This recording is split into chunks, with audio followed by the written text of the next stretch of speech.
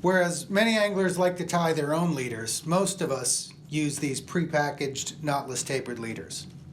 And they're great. They turn over beautifully, they make for a nice presentation. The biggest problem with these is getting them out of the package. And I'm sure you know people who have a problem with this, or perhaps you do. If you take this thing out of the package and you don't take care when you're unraveling things and you start to pull, you can pretty quickly end up with something that looks like that. That's an extreme example, of course, but I've seen something like this happen. There is an easier way to do this, and all it requires is a little bit of patience and some know-how. You'll note that when one of these leaders comes out of the package, the leader's coiled, and then the fat end, or the butt section, is then looped around the other loops.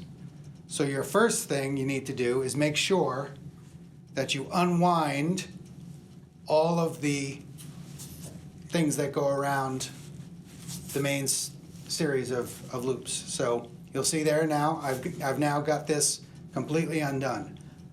Don't let go of the loops or you will have a disaster. Instead, with your left hand, if you're right-handed, make a bit of a cone, put the loops over your fingers, and spread your fingers.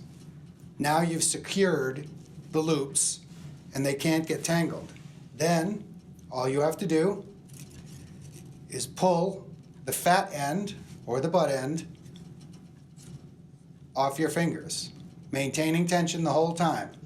Don't think just because you're here that you're out of danger. If I were to let go right now, this very fine tippet at the end could get tangled.